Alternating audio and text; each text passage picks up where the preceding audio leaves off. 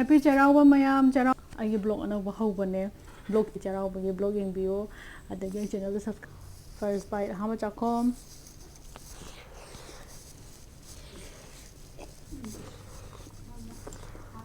welcome everyone Kharamjori everyone Happy Cheiraoba mayam Cheiraoba anova chahi Cheiraoba na lakpasida afaba yaifaba anaye yaudaba paisa nungsa fazana wata padaba ingchikna panba oirsana mayam aduduga ngasi Cheiraoba gi mathel mayam se charage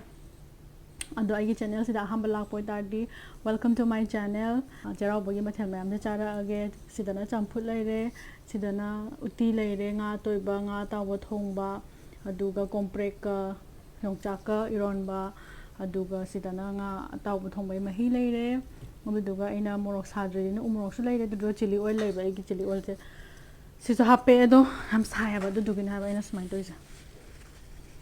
ado mayam chaba hudungai da aina Cheiraoba da haurage na aina blog anova hauba ai blog anova haubane blog channel atopada oina hangaga tawbane do mayam adugi video adugi channel gi links ai hapcharam ge makhada mayam aduda changaga ai gi Cheiraoba gi blog yengbiyo adagi channel da subscribe tawbiyo atopa nungai ba interesting oiba mapan da chatpagi adagi market chatpagi adum Delhi gi par market mayam leidana ko aduguma mayam da chapa khotpagi video thagalaki ado karam video thagala oge su mayam dum haibiro aduduga aina ngasi Cheiraoba gi tawbo khotpadu adugi da thagatoi ne bako adudo mayam yengbiyo aduduga nungai bra kamai tawge khotki haibiro o do chayam lame cham hawrage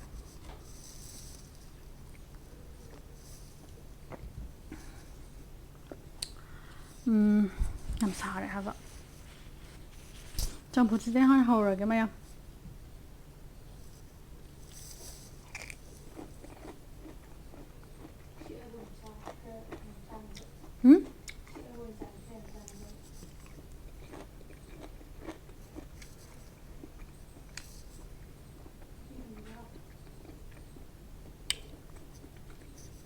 handakti mamang di dumaina mathel yam yamdra samandana thongma ngamdra aiju suti leitaba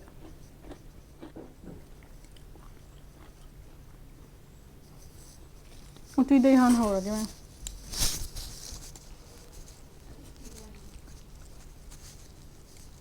sigi laga se makha de he uina haba adu makha da chalaga he uba gi video mate ka hapan me ai gi blog to the first bite hama chakom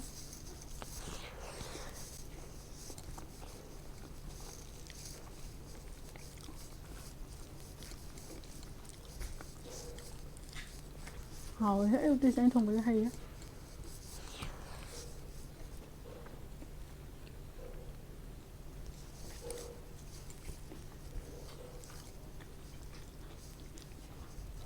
uti ga chili oil ga lam sana iba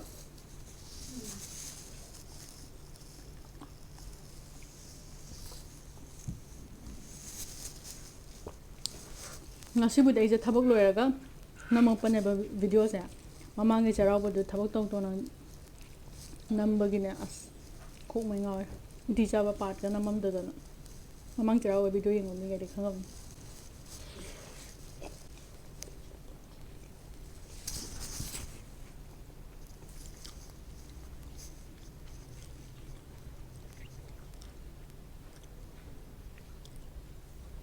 nga mata atoy bagi nga to bise khoi nong pin thong ba yam hawe mo na nyang hay da thong ba bise na ai na nga to ba thong ba smai na haw boy da mo nan thong ba he da haw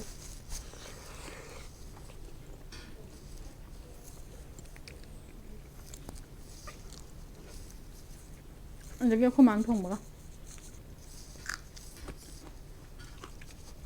khomang nga to ba thong am haw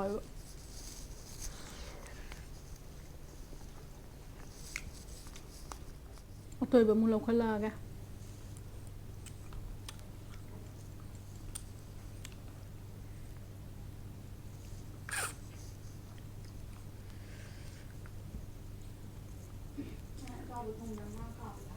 खरा क्रेमली का लाउबदो nga to bise mamang Cheiraoba de masa nga masa phada nga handak di phai ko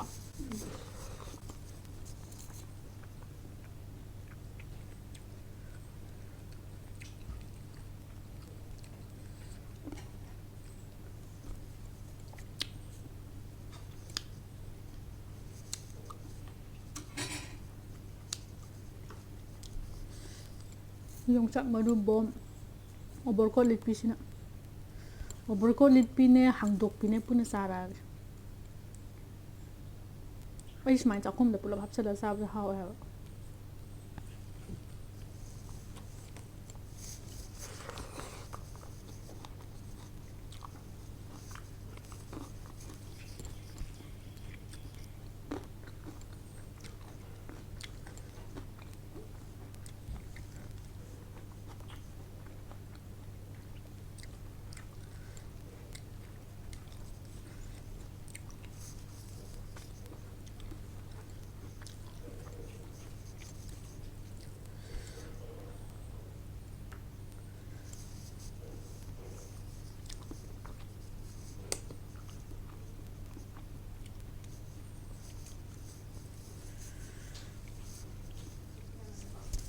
Eromba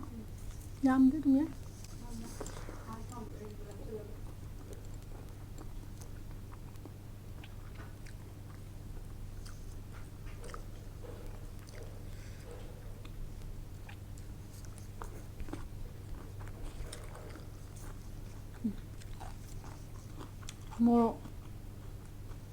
mo se pa me de umo se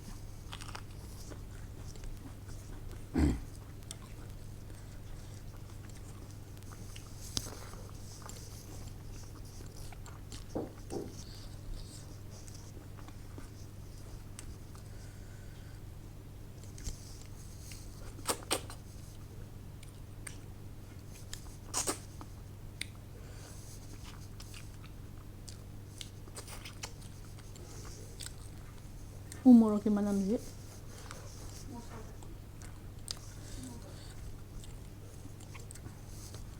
matono be sabe du manam ji nga kali dia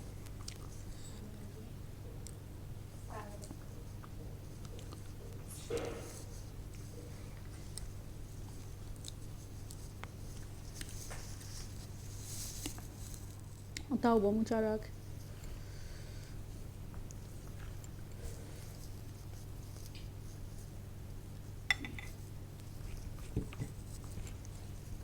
la da cabagi amma hausa tongan dam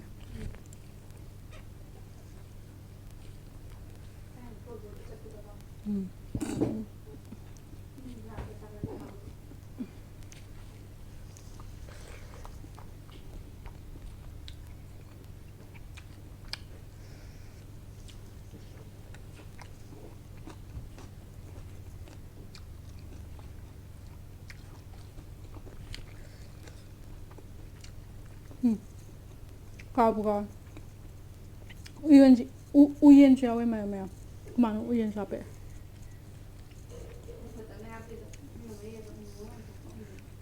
uyen ji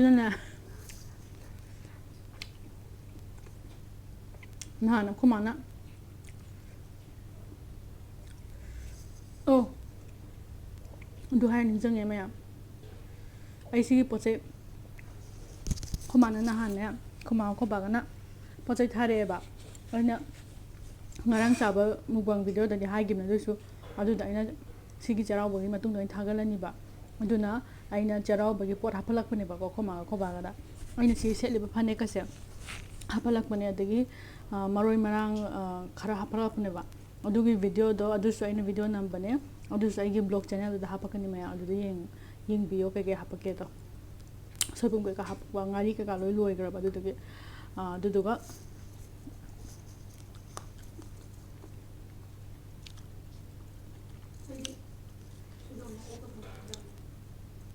soidon ga oka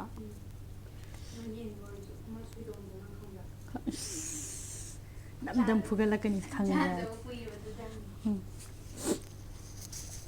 ꯑꯗꯨꯗꯨꯒ ꯎꯌꯦꯟꯗꯣ ꯈꯨꯃꯥꯅ ꯌꯥꯝ ꯍꯥꯄꯛꯄ ꯅꯠꯇꯦꯕ ꯈꯖꯤꯛꯈꯛꯅꯦꯕ ꯈꯖꯤꯛꯈꯛ ꯑꯣꯏꯔꯁꯨ ꯎꯌꯦꯟꯗꯤ ꯇꯤꯡꯉꯒ ꯆꯥꯎꯊꯣꯔꯛꯏꯗꯅꯀꯣ ꯑꯗꯨꯗꯨꯒ ꯑꯩꯅ ꯁꯤ ꯀꯤꯆꯟꯒꯤ ꯀꯥꯎꯟꯇꯔꯗ ꯊꯝꯃꯝꯕꯅꯦꯕ ꯑꯩꯈꯣꯏ ꯍꯨꯏ ꯃꯆꯥꯗꯨꯅꯅꯦ ꯆꯣꯡꯈꯠꯂꯒꯅꯦ ꯆꯥ ꯂꯩꯔꯝꯃꯤꯕ ꯈꯔ ꯈꯛꯇꯪ 5-6 ꯈꯛꯇꯪ ꯂꯩꯔꯝꯃꯤꯕ ꯂꯩꯍꯧꯈꯤꯕ ꯑꯗꯨ ꯂꯩꯍꯧꯕꯗꯨꯅꯦ ꯍꯥꯞꯄꯤꯁꯦ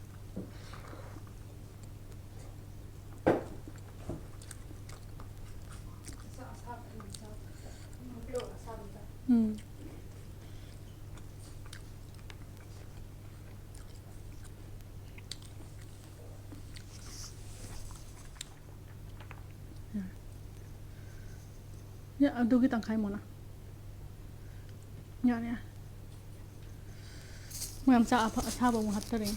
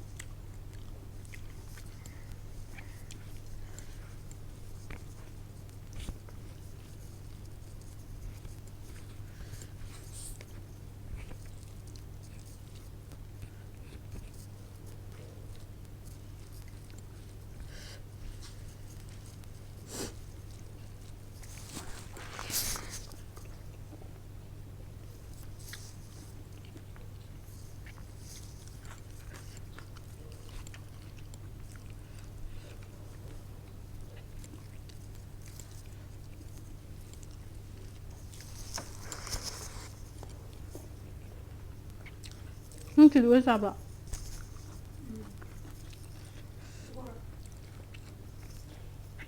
ꯈꯔ ꯑꯩꯒꯤ ꯆꯤꯜꯂꯤ ꯑꯣꯏꯜꯒꯤ ꯔꯦꯁꯤꯄꯤ ꯍꯪꯕꯤꯔꯛꯄꯈꯩꯗꯣ ꯑꯩ ꯔꯦꯁꯤꯄꯤ ꯁꯦꯝꯃꯒ ꯍꯥꯞꯆꯔꯛꯀꯦ ꯑꯗꯣ ꯍꯧꯖꯤꯛ ꯆꯤꯟꯅ ꯑꯣꯏꯅꯁꯨ ꯑꯗꯨꯝ ꯍꯥꯏꯔꯝꯒꯦ ꯀꯩꯝꯇ ꯂꯨꯗꯕꯅꯦꯕ ꯁꯥꯕꯅ ꯂꯣꯏꯔꯦ ꯃꯣꯔꯣꯛ ꯑꯇꯦꯛꯄꯗꯣ ꯑꯗꯨꯗ ꯊꯨꯝ ꯈꯔ ꯍꯥꯞꯆꯤꯜꯂꯒ ꯀꯩꯅꯣ ꯇꯧꯋꯦ ꯈ꯭ꯋꯥꯏꯗꯒꯤ ꯏꯆꯝ ꯆꯝꯕꯗ ꯃꯣꯔꯣꯛ ꯑꯇꯦꯛꯄꯗ ꯊꯨꯝ ꯈꯔ ꯍꯥꯞꯆꯤꯜꯂꯒ ꯊꯥꯎꯗ ꯁꯥꯍꯜꯂꯒ ꯊꯥꯎꯗ ꯃꯊꯛꯇ ꯃꯣꯔꯣꯛ ꯃꯊꯛꯇꯨꯗ ꯇꯦꯡꯀꯣꯠꯇꯨꯗ ꯖꯧꯅ ꯍꯥꯞꯆꯤꯟꯕ ꯁꯤꯅ ꯈ꯭ꯋꯥꯏꯗꯒꯤ ꯁꯝꯕ ꯑꯗꯨꯒꯤ ꯃꯊꯛꯇ ꯁꯣꯌꯥ ꯁꯣꯁ ꯈꯖꯤꯛꯈꯛ ꯍꯥꯞꯀꯦꯁꯨ ꯌꯥꯏ ꯑꯗꯨꯒ ꯁꯦꯁꯦꯃꯤ ꯁꯤꯗ꯭ꯁ ꯂꯩꯔꯗꯤ ꯁꯦꯁꯦꯃꯤ ꯁꯤꯗ꯭ꯁ ꯍꯥꯞꯄ ꯌꯥꯏ ꯑꯗꯨꯒ ꯆꯅꯝꯗꯣ ꯀꯨꯞꯅ ꯀꯛꯑꯦꯗꯅ ꯁꯨꯕ ꯅꯠꯇꯕ ꯀꯨꯞꯅ ꯀꯛꯑꯒ ꯆꯅꯝ ꯃꯣꯔꯣꯛ ꯑꯁꯨꯕꯗꯨꯅꯦ ꯆꯅꯝꯗꯨꯅꯦ ꯊꯨꯝꯗꯨꯅꯦ ꯃꯣꯔꯣꯛ ꯑꯁꯨꯕꯗꯨꯅꯦ ꯆꯅꯝꯗꯨꯅꯦ ꯊꯨꯝꯗꯨꯅꯦ ꯇꯧꯔꯒ ꯃꯣꯔꯣꯛ ꯊꯥꯎ ꯑꯁꯥꯕꯗ ꯖꯧ ꯍꯥꯞꯆꯤꯜꯂꯁꯨ ꯌꯥꯏ ꯃꯈꯜ ꯃꯈꯜ ꯂꯩꯌꯦꯕꯀꯣ ꯑꯗꯣ ꯈ꯭ꯋꯥꯏꯗꯒꯤ ꯏꯆꯝ ꯆꯝꯕꯗꯤ ꯃꯍꯥꯎꯕꯨꯗꯤ ꯑꯗꯨꯝ ꯄꯣꯠ ꯍꯥꯞꯄꯤ ꯈꯨꯗꯤꯡꯒꯤ ꯈꯖꯤꯛ ꯈꯖꯤꯛꯄꯨꯗꯤ ꯈꯦꯠꯅꯔꯁꯨ ꯑꯗꯨꯝ ꯃꯍꯥꯎꯗꯤ ꯂꯣꯏꯅ ꯍꯥꯎꯕꯅꯦꯕ ꯂꯣꯏꯅꯃꯛ ꯑꯗꯣ ꯈ꯭ꯋꯥꯏꯗꯒꯤ ꯏꯆꯝ ꯆꯝꯕꯗꯤ ꯃꯣꯔꯣꯛ ꯑꯁꯨꯕꯗ ꯊꯨꯝ ꯈꯔ ꯍꯥꯞꯆꯤꯟꯕꯗꯣ ꯊꯨꯝ ꯈꯔ ꯍꯥꯞꯆꯤꯜꯂꯒ ꯊꯥꯎ ꯍꯥꯞꯆꯤꯟꯕꯗꯣ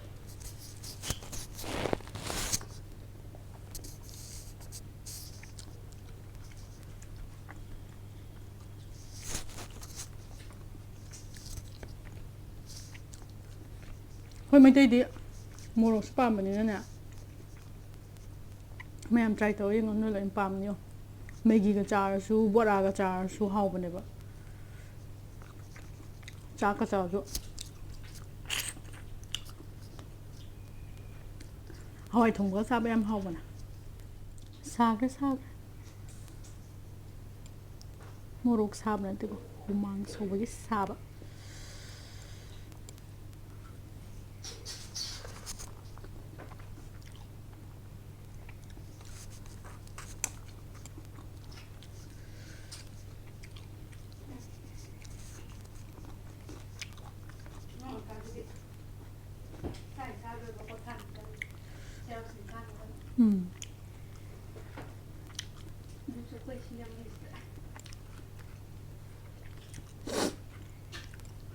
ꯈꯨꯃꯥꯗ ꯉꯔꯥꯡ ꯉꯪꯒꯅꯤ ꯃꯥ ꯆꯠꯂꯨꯒꯦꯕ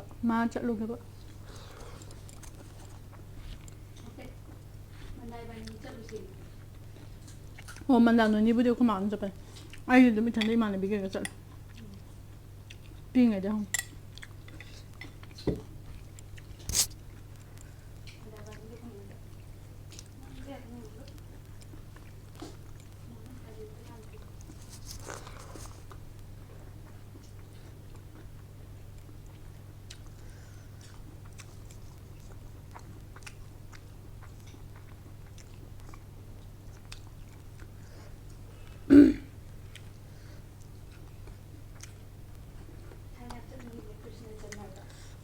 Oh,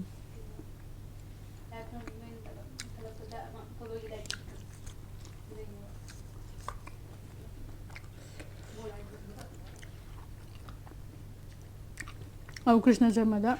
Polo you like the jam human.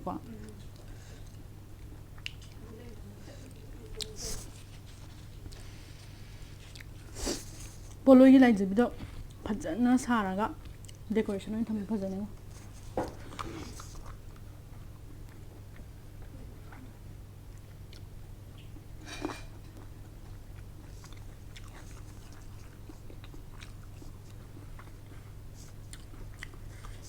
How's it gonna hang it? What is it? Ngang pang to be the conda. Polo you like the wood.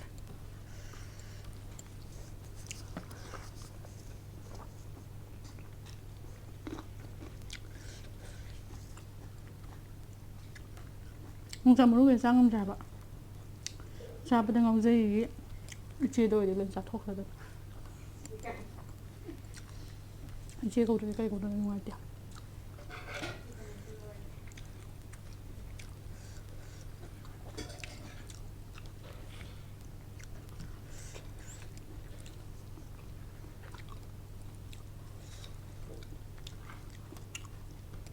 How's nga makok sa takay adobo haparoy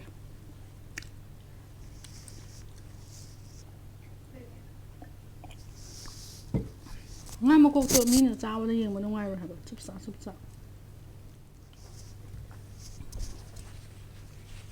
loire ma maru chupa su loire saba su loire chak maru mu ta han da bi da cha khre na si changam ai pu bo khai do nong chang ju changam da Omo should a hobby her, but I sang him there. Boram Jagre, Yam how Boram Sandra. Boram say, hey, you must come and say, hey,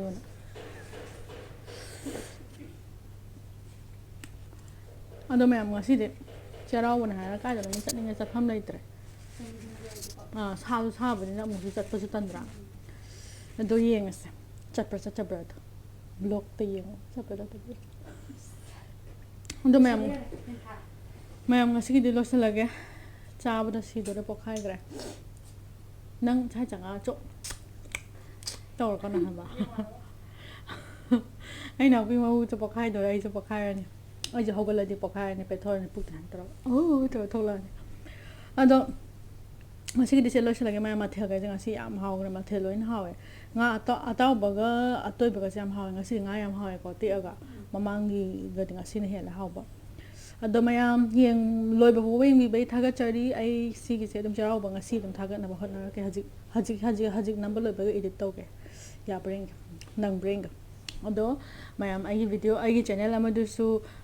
adu da changa yang bi ba de subscribe to bi ba ka bi na mayam ai Kisi mukbang na mayam ng sinusibo hay mayam to udpira hay daga